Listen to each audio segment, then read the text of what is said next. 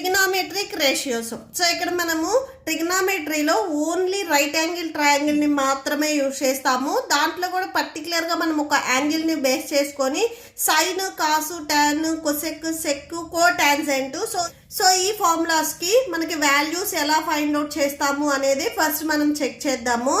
First చూడండి, మనం ఒక రైట్ యాంగిల్ ట్రయాంగిల్ తీసుకుందాము. ఇక్కడ నేను ట్రయాంగిల్ ఏబిసి తీసుకుంటున్నాను. మీకు ఎగ్జాంపుల్స్ ఆర్ ఎక్సర్సైజ్లో ప్రాబ్లమ్స్ వచ్చేసరికి ఇక్కడ మీకు వాల్యూ వచ్చేసరికి తీటా ఆర్ 30, 40, 50 ఇలా వాల్యూస్ అనేది ఇస్తారు.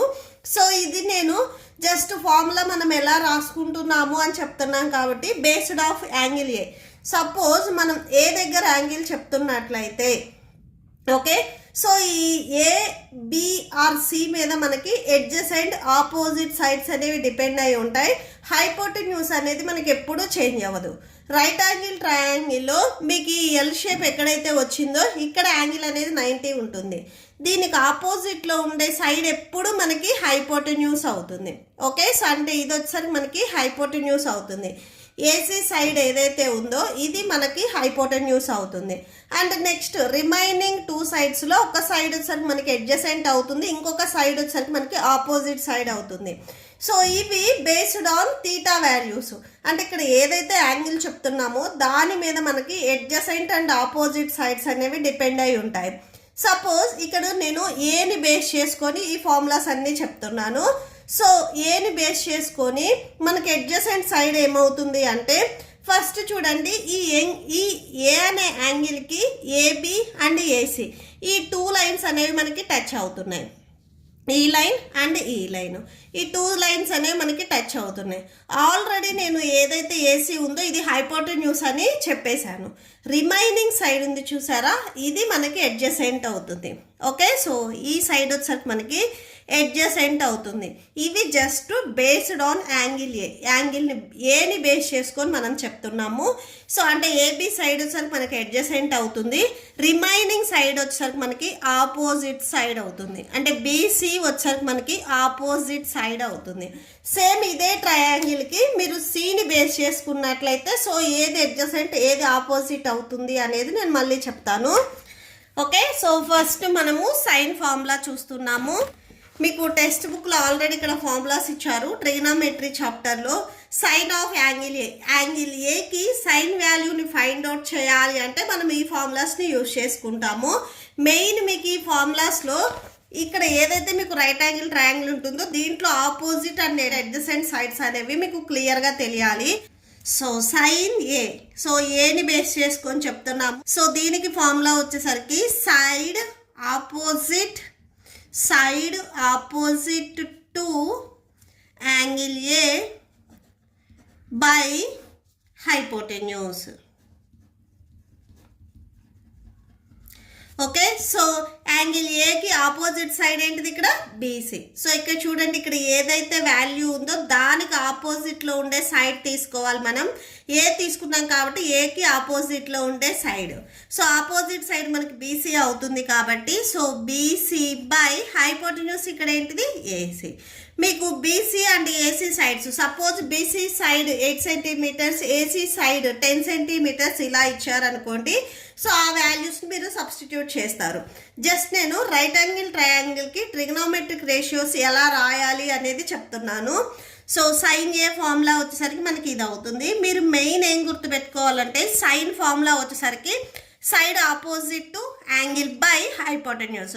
ఏదైతే యాంగిల్ చెప్తున్నామో దానికి ఆపోజిట్లో ఉండే సైడ్ బై హైపోటెన్యూస్. నెక్స్ట్ కాస్నే మనము కోసైన్ అని కూడా అంటాము. So cos A equal to కాస్కి వచ్చేసరికి మీకు సైన్కి ఆపోజిట్ వచ్చింది కదా, కాస్ ఫార్ములాకి వచ్చేసరికి అడ్జసెంట్ వస్తుంది.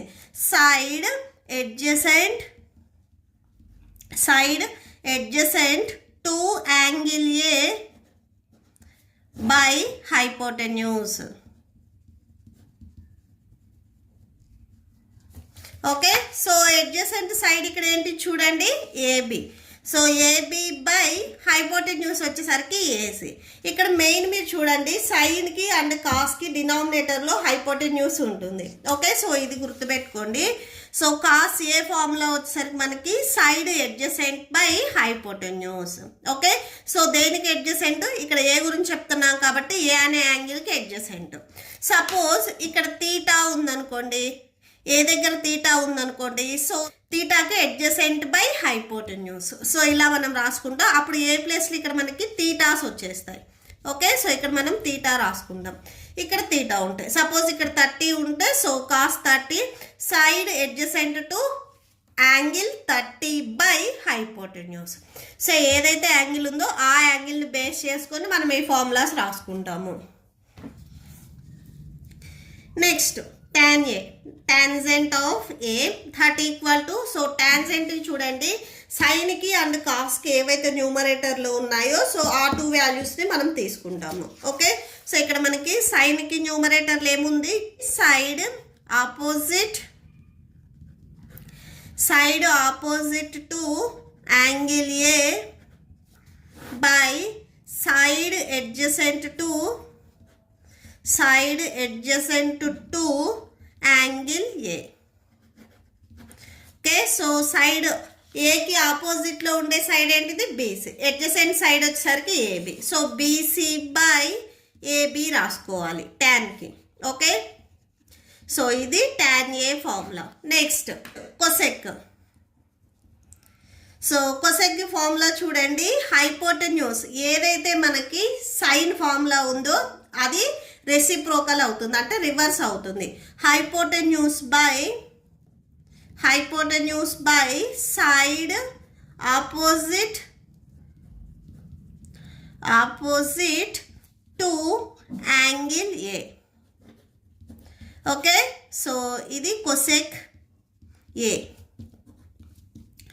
సో చూడండి, సో ఏదైతే సైన్ ఫార్ములా ఉందో కొసెక్ వచ్చేసరికి దానికి ఇన్వర్స్ పార్ట్ అవుతుంది. సో అంటే ఈ ఫ్రాక్షన్ మనము రెసిప్రోకల్ చేసుకుంటాము. Hypotenuse by side opposite to angle A, hypotenuse AC by opposite వచ్చేసరికి BC. So AC by BC అవుతుంది. సో ఇక్కడ రాసుకోండి ఏసీ బై బీసీ. ఓకే, ఇది cosec formula. Next sec formula.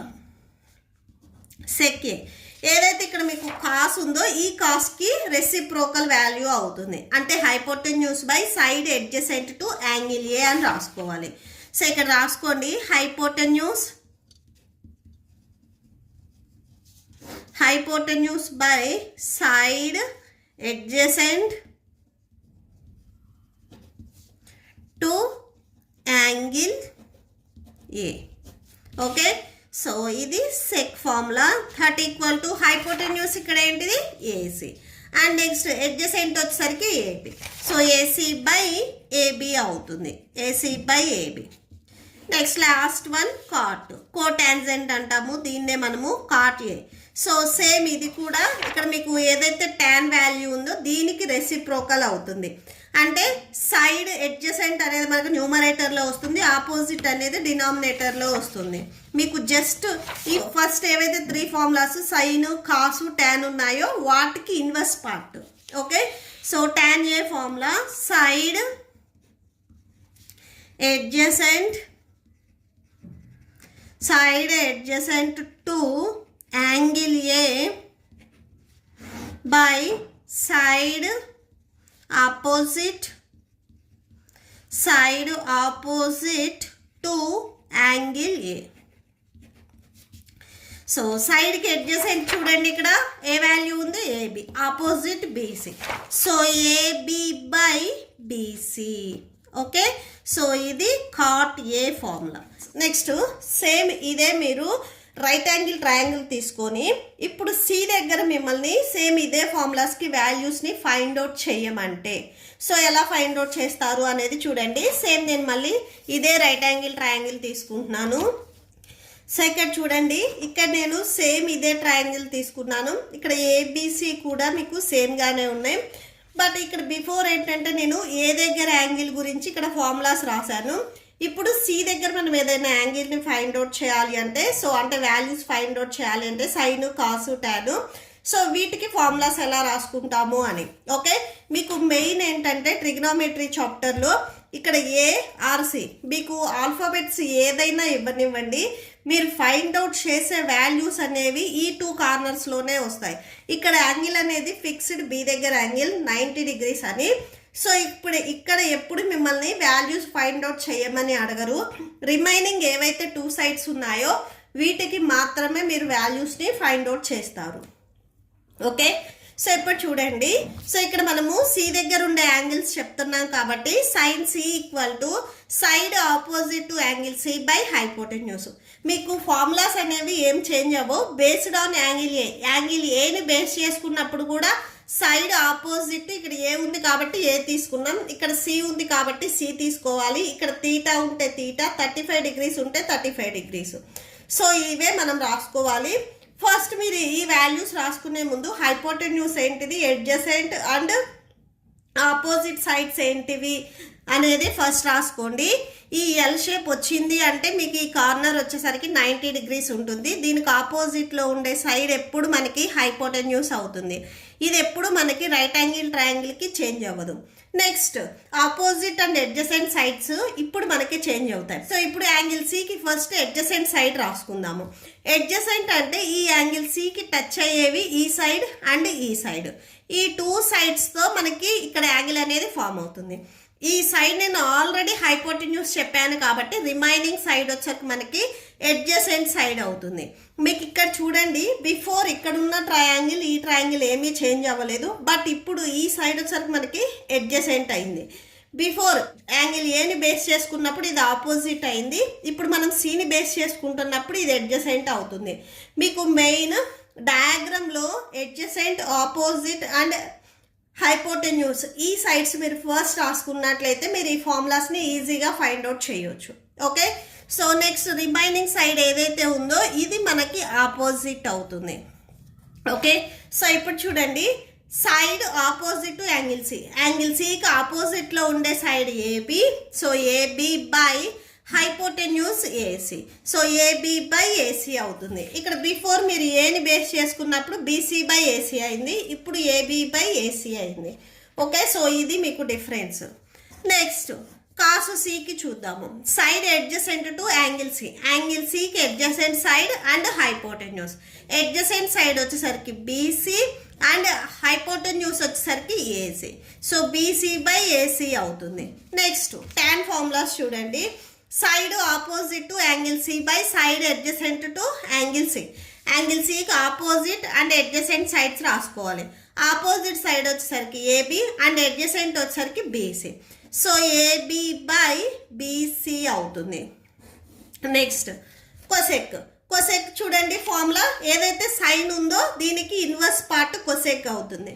Hypotenuse అంటే ఏసీ బై యాంగిల్ సికి opposite AB కదా, so అంటే AC by AB అవుతుంది. సో ఇది ఫార్ములా, ఇది కొసెక్ సి.